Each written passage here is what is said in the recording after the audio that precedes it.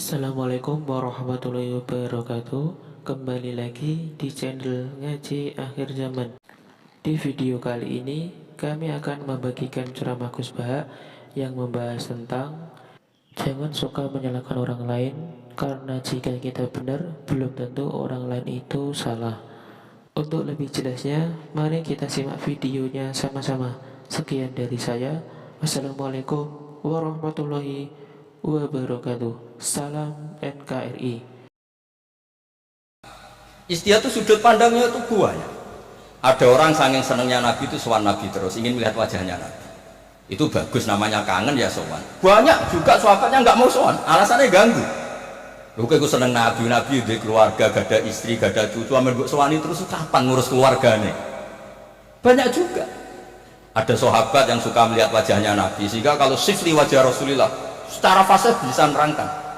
Ada yang ditanya sifli wajah Rasulullah, langsung nangis. Saya ini tidak pernah melihat wajahnya Nabi, tapi Anda kan sahabat. Saking takdim saya tidak berani menatap muka Rasulullah SAW. Ada ulama yang sholat sof awal terus wali, yang guri ya wali, ketika ditanya kok sok-sokan suci wani kok ngarang, jadi nak sholat gue guri terus, ya jadi wali. Banyak juga wali yang ditanya, kalau kamu di surga keinginan terbesar apa? Kata wali-wali kan an-nadhar ila wajhillahillah ta'ala, melihat Allah ta'ala. Kalau dia enggak, unazzihu dzalikal jamal an-nadhari misli, meripatku tahu tak dangdut, meripatku tahu gambar sing ora jelas-jelas, maka akan saya sucikan Allah dari mata yang sudah pernah macam-macam. Di mana wali sekepening swarga gak pendelok pangeran. Unazzihu dzalikal jamal an-nadhari misli, Allah akan saya sucikan dari pandangan saya, karena pandangan saya ini sudah sering maksiat. Karena kalau kita melihat Allah GR hanya mentang-mentang roh Stanford Jawa Timur misalnya, terus ditakoi pangeran, kue meripat yang sama, tahu bogo maksiat tau ora? Nate Gusti. Kok bojo aku? Itu ya repot.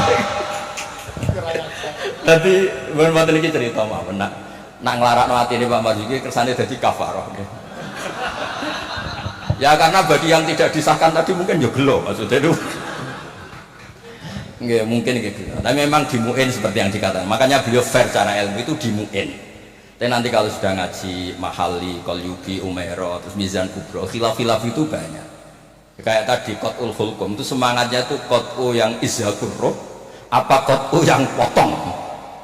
Nah itu kan ulama masih terus berdebat. Ya namanya ulama itu tadi cara pandang itu pasti banyak. Makanya kenapa itu ada khilaf. Bahkan semua muridnya imam itu akhirnya mengkhilafi gurunya. Fa'inna Ahmad niku muridnya Imam Syafi'i, tapi khalafa Syafi'iyah. Wa Syafi'i muridnya Malik, akhirnya khalafa Malika. Kenapa menjadi khilaf? Karena sausé diangen-angen itu nggih. Misalnya Jumatan. Jumatan itu cara jenengan itu kan harus orang 40 syarat sah. Tapi pertanyaannya, kampung situ yang mau Jumatan baru 20 kok disuruh berapa? 40. Wong sing gelem Jumatan mau 20 dikongkon pinten? 40. Jadi sudut pandang itu terus kenapa kok 40? Katanya kalau 40 itu mesti ada walinya. Lah sekarang orang 1000 pun nggak mesti ada walinya. Terus kedua, dikatakan 40 itu mesti jam'un kelompok. Lah 12, 20 juga sudah bisa disebut apa? Jam'un, sudah dikatakan kelompok. Mulane kula nate Jumatan teng pedalaman Purwodadi, kula riyen sering ngebis teng Jogja lewat Pati gitu. Pas wae Jumatan niku tiangnya namung 6 napa 12. Santri kula niku tamat MGS sarang. Ya baik ada kula mboten. Jenengan mboten ada gak. Niku maca Fatihah Pak Marzuki. Niku kaya wong ape kelahiran niku cerita bolak-balik. Wis kados perjuangan terus. Aku ngomong ngene, aku sing menungso ora mentolo ora ngesahno apa meneh pangeran. Mergo maca Fatihah. Wih, dinas perjuangan. Kaya wong ape kelahiran. Aku nak ada Allahu arhamu minni. Umpama aku juri tak sahno mergo ora mentolo apa meneh pangeran. Mosok wis kangelane ngono, hasilé mboten apa? Sah. Mboten iki cerita apa mengke. Mengke penantang pekenya anak badhe ngendikan nggih monggo. Karena ini agak dolim saya, karena kan saya kedua. Tapi enggak apa-apa, nanti Mbak Mus mesti pareng kok kalau jenengan bantah saya lagi lah. Tapi kok ngarepe pangeran duet malah dubat lagi nanti. Nah debat malah ngarepe pangeran kadose menang kula karena kebetulan secara status niku Wong sakit mai Quran, ahli wa khosotu. Kayaknya saya agak spesial lah memberi Quran. Terus ilmu itu harus tadi, saya ulang lagi. Karena kalau pertanyaan itu bisa mujab, bisa nafi. Saya ulang lagi, pertanyaan itu bisa mujab, bisa nafi. Misalnya begini Pak Marzuki, dibalik pertanyaannya. Wong sing isane salat muk ngono, iku apike salat apa ora salat? Dibalik pertanyaan. Ndak, ini MC-nya maaf ya, nanti setelah ini Pak Marzuki lagi terus saya tidak akan bantah lagi. Karena saya ini wong legowo lah. Mbok beliau ngadili kayak apa saya insya Allah ya tidak mandi, nggak ngefek. Cara kula wong partai politik loyalis saya terlalu fanatik. Nggak ngefek. Pertanyaannya jadi balik. Dhisik ceritane Wali Songo itu sholat sementing sholat rubuh gedang lah. Ya saya ulang lagi, orang yang belum bisa sholat sempurna itu apike sholat nomor berapa? Sholat. Sekarang dibalik Pak Marzuki. Orang yang baca Fatihah tidak benar, kita bisa mentakhris cari solusi. Anggap saja itu wiridan. Kalau Fatihah kan wajib pakai tajwid, tapi kalau dianggap kalimah thayyibah, kan kalau orang tidak mau Fatihah kan penggantinya itu nggak niat mau Quran. Setuju gak? Dihitung aurat mau pengganti Fatihah, sehingga tidak harus pakai apa? Tajwid. Maksudnya kalau ini punya kafian, mau tak golek-golek no. Tapi ampun mut'ah loh, kalau mut'ah memang kalau sepakat lah. Kalau yang ngoten-ngoten itu, bukan kalau ini kafian, mana babak ngoten itu kafian. Kalau ini sinau itu tenanan, kalau nak sinau nganti nangis. Loh kalau ini nyon sewu ini buatan sombong. Saya itu di rumah, takut toko-toko kalau. Aku nak mangan gitu, pakaian gitu sederhana. Kalau itu isen sebenarnya ketemu pangeran gara-gara kecelok wong alim salami templek diciumi tangan terus sebenarnya tak takoki pangeran nang iku tok hasilnya. Kula nu gadah anak saking bapak nanti dawuh Pak Hamid Pasuruan. Kan Pak Hamid itu sepupunya mbah saya dari keluarga Lasem. Ketika beliau dihormati sedemikian rupa oleh banyak orang itu, lho cung aku soleh, gue solehku dhewe ngadepi pangeran kok untuk donya iku hisabe rak repot.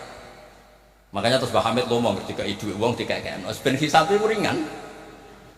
Lah kula nggih ngoten sakniki ngalami wong hormat sedemikian hormat. Dadi kula niku bangun pondok iku ora niat pondok kula ben gedhe, ngirangi dosa. Mergo wong nyumbang yo rada kacau, nak 1 juta nggih pondok Gus, jenengan 1 juta.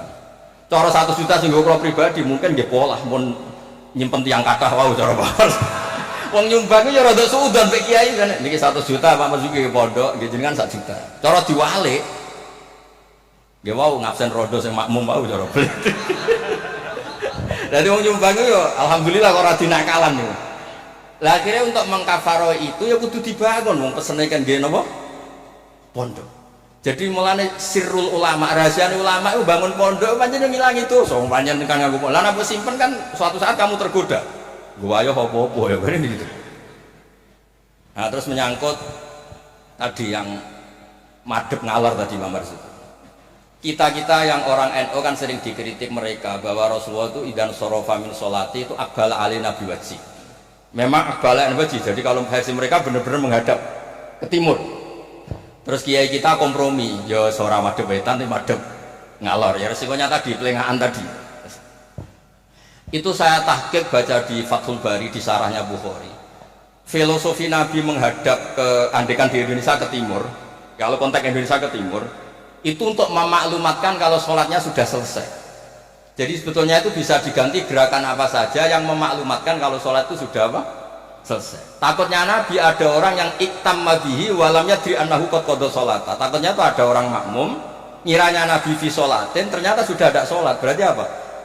Makmum ini rabtus sholatihi biman laisa fi sholatin. Berarti makmum ini menggantungkan sholatnya sama orang yang sudah tidak sholat. Misalnya begini, andaikan Nabi tetap posisi tahiyat akhirah madeg ini, Nabi tentu khusyuk anteng. Terus Gus Samton datang, ngiranya saya masih status makmum, usolli apa makmuman. Padahal hakikat saya sudah tidak sholat. Berarti apa? Menggantungkan sholatnya, diikatkan sama orang yang sudah tidak. Nah karena Nabi takut seperti itu, beliau menunjukkan gatu gerakan fisik yang menunjukkan kalau beliau sudah tidak sholat. Makanya sirinya kiai-kiai alim itu kalau misalnya nggak merubah posisi karena sanad thariqahnya gitu, bilang asahurnya mesti kenceng. bersalam astagfirullah, karena itu memaklumatkan ini sudah ada sholat. Ya clear nih. Maksudnya itu pentingnya ngaji tenanan, mau kitab tenan. Kalau nak diundang tiang nak bukan pernah sepuh, tak anggap haram tenan, sesuatu haram tenan. Karena yang belum diundang pun kata sudah. Kalau yang sinau tenanan sudah bisa dihitung dengan jari. Dengan termasuk pulau, yang niat sombong termasuk pulau. Nah, Gus Samtom rapi saya kan betul pulau. Mau kita cocokkan pulau, murah apa Gus? Bisa wajib. Nak tengen pulau tak kayak kitab. Bukan ada kalau tanggal tiga mantune bambu semari dasi gede, pokoknya kalau takon ngaji. Kalau cucu-cucu bahasa banyak ngaji, saya bukan ada kalau tanggerti macam-macam. Jadi penting supaya kenapa tradisi toriko banyak orang-orang soleh yang tetap menghadap barat, tapi astagfirullahnya dikeraskan untuk maklumat kalau beliau sudah enggak jadi enggak apa-apa sampai ndak akbal alin besi enggak apa, karena sudah kadung dipakai kubu sebelah tadi itu. Biasanya orang kalau sudah dipakai ya sama seperti nasibnya kunut, jelas mazhab Hanafi itu tidak kunut, orang Syafi'i kunut, tahu-tahu sekarang jadi politik identitas.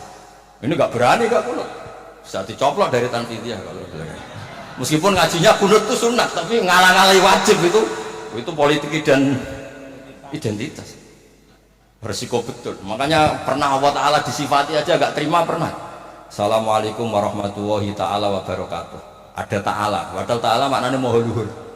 Mubalek berikutnya karena tidak, ormasnya tidak sama. Assalamualaikum warahmatullahi tanpa ta'ala wabarakatuh. Wong kok hasute ngono, wong Allah disifati ta'ala kok gak terima. Assalamualaikum warahmatullahi tanpa ta'ala wabarakatuh.